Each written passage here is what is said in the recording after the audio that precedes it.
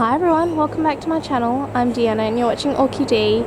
It's been quite a while between videos. Over the last weekend I had filmed a video and it was ready to go. Unfortunately, very sadly, my grandma passed away earlier this week and I just couldn't post that video. I had to refilm and dedicate this video to her because without her, none of this would be here. She gave me my first orchid, which is actually currently in bloom. I mean, she just instilled this love of growing and this desire to learn to nurture these plants. So this video is dedicated to my very remarkable grandma, Lorraine. She was 96 and she lived a really full life. This video is for you, my Phwa. Phwa is how we call grandma in Burmese. So yeah, this is dedicated to her. Now I am going to show you all my blooms today and there's a little bit to update you on, but I also wanted to tell you what's been happening and why I haven't posted. So towards the end of last year I did get into a little bit of a rhythm actually with the orchids and life in general, but of course I started work again in January and that's just thrown everything out and I haven't really had time at all for the orchids. Just trying to hold myself together between work and my on-calls and Maisie, and yeah, it's been challenging. And then let's throw in a Tasmanian holiday that was meant to be 1 week, which lasted 2 weeks because we all caught COVID. I think Maisie gave it to us. She caught it from daycare, and within 2 days while we were in Tasmania, she became quite unwell with some respiratory distress and we actually ended up in intensive care down in Hobart. It was all quite traumatic. So if you guys follow me on Instagram, there is a post there. Yeah, so I won't go into the details, but anyway, that happened. And while we were down in Tasmania, the east coast of Australia completely flooded. So Brisbane had terrible floods, but not just Brisbane, it was northern New South Wales. Yeah, so I'm not sure if that made global headlines or not, but it was really quite bad. We got maybe a year's worth of rain in a day, which sounds like an exaggeration, but it really wasn't. I think it was even possibly more than that in some areas of Australia. And you know, if you look up little towns like Lismore, they went entirely under. It was pretty sad. Our house thankfully was okay, and for those of you wondering, Toby and Frankie were home, but we had my sister-in-law at our place looking after them, so that's good. They're fine. And the orchids, there is a small number of them that did very, very badly during those heavy rains. So I've found that the orchids are generally doing really, really well at the moment, especially coming into the cooler months. But I have a whole little tray of tragedy which we'll touch on during this video. So those orchids I left and they were okay, and when I came back they pretty much completely drowned. And so that tray down there, unfortunately it was all my Neophonetia, so I don't think I have a single Neophonetia standing left, which is very sad. But yeah, something about either the rain or I mean perhaps the mix that they were in. So just to let you know, 98% of these plants still haven't been repotted at all for years now, 2 years maybe, and a lot of them are still in quite sphagnum heavy mixes because I used to grow indoors, as many of you will know. So here in Brisbane it's kind of becoming autumn. The temperatures are slightly cooling down. The days are still quite muggy and warm generally, but the nights have been dropping below 20 degrees fairly consistently, and a few of my phals have spikes. I'll be very, very interested to know how they go and how their bloom spikes fare, because it was a little bit of a shock for some of them coming out here. It's a lot brighter than they've been kept ever, but particularly in the last year since we've been at this new place, they've been kept indoors without much in the way of, you know, supplemental lighting or anything. So a lot of them lost a few leaves, looked a little bit sad and limp when they first moved out, but they've mostly acclimatized. And a few of them are spiking now already. So autumn tends to be the season for oncidiums. They like to spike at this time, along with the phals and the Vandas as well. I've got lots of Vandas in bloom. I've got a few dendrobiums. So I'm just going to go around and show you the blooms. So up here, I mean, I'll start off with this one. Oh, it's got a little spider on it. But this is a keiki, and the mother plant is one that I'll show you a little bit later, but this is a keiki of the very first dendrobium that my grandma got me, and maybe the first or second orchid she ever gave to me, and it was a rescue. Basically this little keiki just broke off. Gosh, it's a big plant in its own right now. Lots of spikes developing here. So my dendrobiums haven't been staked as they should, and this is a good example of kind of what happens when you don't stake both your new growths and your spikes, because they just grow wild. So I've got spikes coming in each direction at 90-degree angles, more than that from each other. The other thing that happens in this shade house, you'll notice like some of my spikes have big kinks in them, and that's because I've had to untangle them from behind the shade netting. So they like to grow towards the shade house walls, and they'll get caught up behind the metal frame there and get caught in between the shade netting and the frame. Yes, I've had to untangle quite a few, but you'll notice I've got a few spikes here on this dendrobium. This one here is Dendrobium Astenova Snowdrop. It's got one spike there, and one here, and one all the way back there as well. That's a bit wild, and it's still in like a little 80mm pot. So the dendrobiums can really handle being a little bit underpotted. They tend to be fine. So they could all obviously use a bigger pot, but they're going to be okay. So they're not really on my priority list at the moment for repotting. So further along this shelf, I've got a couple of bloom spikes on this. Well, she's a big girl now. And I think stuck inside the tray, but Black Mountain crossed with Kamir's Creation, and the lighting's not spectacular, so I'll have to show you guys that one when it fully opens. This gorgeous Vanda is Makara Chow Prior Sunset. Check out these beautiful blooms. So I'm pretty sure this one only blooms once a year for me. It's a really lovely bloom spike this year. Next to that, we've got a little spike on Sunrun Sunlight. That one blooms multiple times a year for me. This variety is opening up. I believe this is Quinquevalnera, but I'll have to double check. Look at these cute little blooms. Two gorgeous bloom spikes on this, so it's just opening up now, and like all my varieties, it is very fragrant. Got a few of my Latorias spiking. This is Dendrobium Little Green Apples, so if you're looking for a Latoria it's really easy to grow, this is it. She's basically specimen size now, and just constantly in bloom. Just perpetually puts out new bloom spikes every few weeks. Got one coming up there at the back. So in both spring and autumn it brings out multiple flower spikes at once, but in between I have not seen little green apples out of bloom for a very long time. It also happens to be, I believe, Maisie's favourite flower, because she's always grabbing at these little flowers when we walk past or do a little shade house tour. Sometimes she'll just come out of the shade house and she'll be holding one of these petals. So yep, a crowd favourite apparently as well. Down here we've got a couple of spikes on my Bollara Peggy Ruth Carpenter. A few of these Brassica hybrids are in bloom. This is Oncidium Golden Gamine White Knight. Smaller flower, very pretty.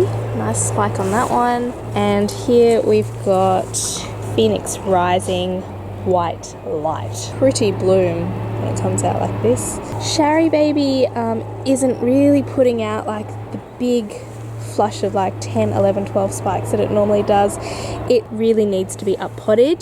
Considering it's really one of my favorite orchids, I really should put a priority on it. But yeah, whether it's going to happen in the near future, I'm not sure. So we've only got sporadic kind of spikes coming out of it this year, but we've got two at the moment. Gorgeous chocolatey fragrance there, and over here next to her we've got Miltonia Spectabilis. Look at this bloom, such a deep rich purple colour. I love the colouring on this, just beautiful. It's a species orchid. We've got two spikes on that, more gorgeous buds developing there, a few spikes on my twinkles back there, and this one, so I've lost the tag, but I do believe it's Oncidium tiger crow or something like this. This is actually one of my older Oncidiums. It's just been constantly repotted by me in attempts to rescue it, and well, it just took a shade house and now it's in bloom again for the first time in quite a few years. So just 3 little flowers on this one, but good to see these blooms again. So I'm just going to quickly touch on my houseplants that I've put out here. So, you know, they weren't really being cared for inside the house. So I basically have put them out here as a trial of life. Most of them did get repotted, but they're actually doing okay. A lovely anthurium back there. My varicosum didn't do too well, but luckily I just chucked a wet stick down there and it's actually leafing out. The main, I guess, stem that had the leaves on it has not made it. This is a marvel. So this is Alocasia cuprea red, which if I can find a picture I will put it up, but it was near death. It was leafless and basically just a little stump, and it literally got thrown in the bin by my husband, and I took it out, and I think we even got into a little argument because I'm like, there's still green on it, don't throw my plants away. And look, I love to say that I was right because it's doing really, really well out here. Look at this leaf. Isn't that just a thing of beauty?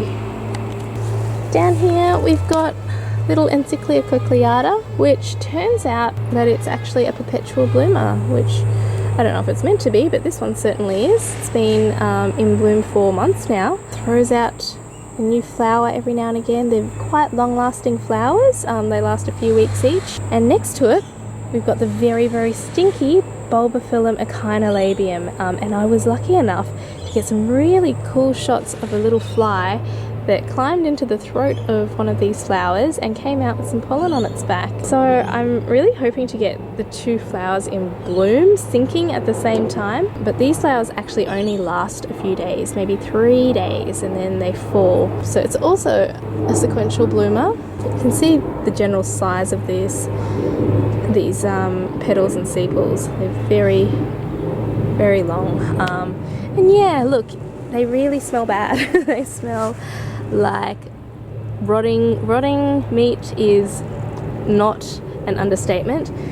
However, both Toby and Frankie like to poo along the back fence there behind the shade house. So shade house kind of smells a bit funky usually anyway.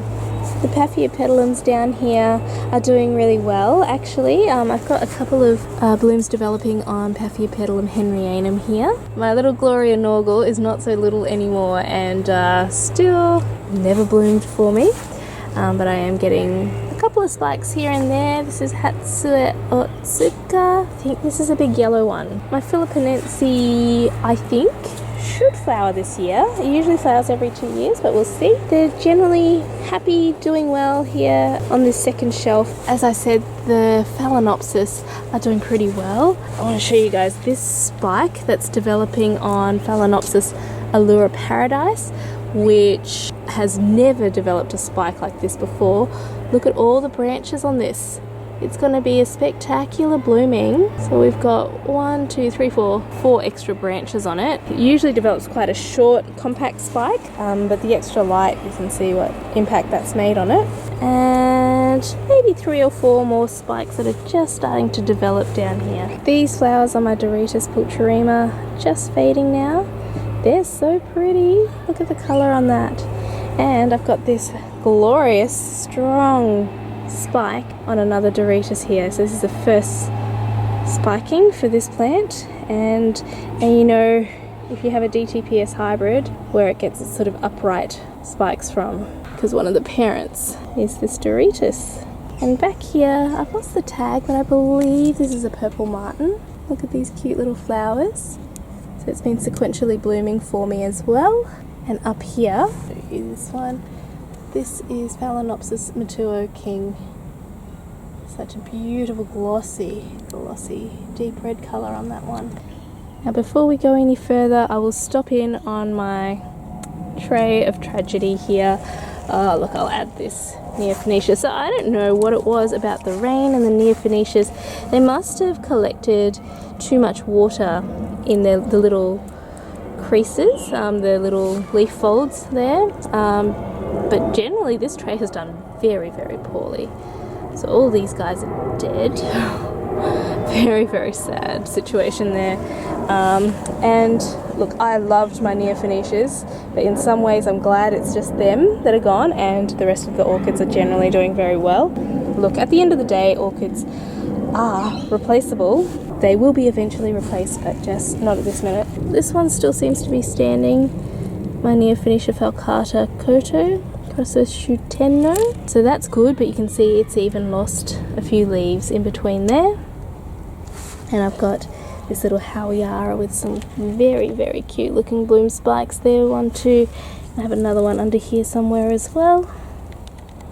The Phragmipediums out here aren't actually doing as well as the Paphiopedilums. I would have previously said they're very easy to grow, and I would have thought they'd love the shade house conditions, but I've lost one back here, and yeah, the only one that's really doing well is my Phragmipedium cardinal, which is just blooming like crazy. You can see this spike has another branch, so does this one.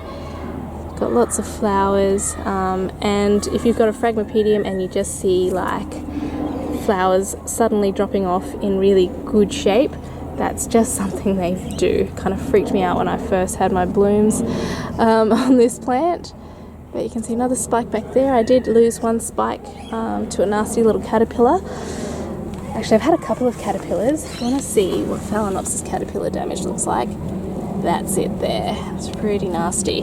Had a caterpillar munching at some of these catasetum leaves as well. So you'll notice that the leaves don't look fantastic. They've got a little bit of, fungal stuff happening on most of them, but a lot of these leaves will just drop as the weather cools down a bit more. The actual growths themselves that have developed over the year are looking very strong on all the plants. You can see a really nice growth there, and you notice I've got a bloom spike, which is pretty cool for me because, well, I don't historically get catasetum bloom spikes very well. Even if they start, they tend to stall on me, so I'm probably just not going to touch that plant. It is growing a spike and hopefully it comes into fruition. So a few more blooms. We do have these cute blooms back here. I've had this little Cattleya for a while. Very reliable bloomer for me. This is Chung Fong Smile Cluster. Bright blooms there. And this gorgeous Vanda is in bloom. This is my big blue Vanda. Lost the name for it, might be Robert's Delight. Beautiful colour. Looks very blue on the screen. In real life it's a little bit more purple. Like the colour is still really, really pretty. A couple of Cattleya spikes here and there. That one developing there. Back here we've got Destiny Dixon.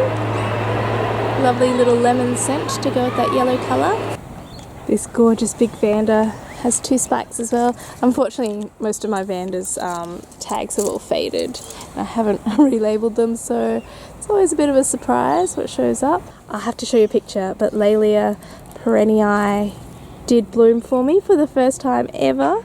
I think I did a Laelia video maybe late last year, just asking for advice on this orchid, but it's finally bloomed. And Encyclia radiata here, these blooms are very, very long lasting. So all the encyclias tend to have quite long lasting blooms, and I know they're called Prosthecia or whatever now. These guys are super fragrant. The radiata, really gorgeous scent. And just to finish off in this center table here, got these Vanda blooms opening up. How pretty is that? Sanderiana cross, the label as well as faded. I have to look it up, but I think this is one of my very first Vandas, bought as an advanced seedling. And this year we've actually got a second spike developing too. And over here we've got a Campi rigida, 2nd year blooming for me. I think my spikes are just looking thicker and stronger. There's multiple branches, so they're more floriferous, multiple spikes on the plants. So the ones that are doing well are actually doing really well. And look at the gorgeous blooms on this, still opening up. You can see on this side as well. And they're only teeny tiny flowers. You see they're about 1 centimetre across. Very fragrant, very, very cute. Got a first time bloomer here. Just 3 flowers on this one. This is LC or Epicattleya volcano trick. And yeah, you can see where it gets its name. The colour is just really vivid and really pretty. And upstairs. So this seems to be happening a lot at the moment. I seem to be getting little weeds. Well, this is like a tree that's just implanted itself in the pot. To pull those out on quite a few of these orchids. So last, but I mean certainly not least, is big dendrobium. And this is the mother plant to the very first blooms I showed you, affectionately named Daphne. And it started off as like maybe 3 sticks, but my grandma gave it to me. It's my very first dendrobium. And I think it was the first orchid she gave to me. She gave it to me to rescue, basically. And look at what it's become. It's just massive now. This is a huge spike in its own right. You can see it's a little bit curved. Again, I had to untangle it from behind the shade netting, but there's 21 flowers on it. Just get a little close up of these absolutely perfect little blooms.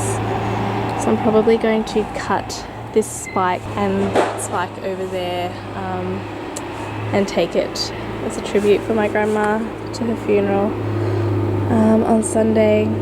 Sad news from my family, but at the same time, really her funeral is going to be a celebration of her life, because she really did live a full, rich life. She just had so many accomplishments, and you know, those who knew her in her older years, just very unassuming lady. You just would never believe the things she's accomplished in her life. And yeah, just very proud to have known her, to have been lucky enough to know her for as long as I did. Very lucky that my daughter got to meet her great grandmother, even if it was just for a short while. But Maisie's middle name is Lorraine, named after my grandmother. So yes, her memory will always be with us.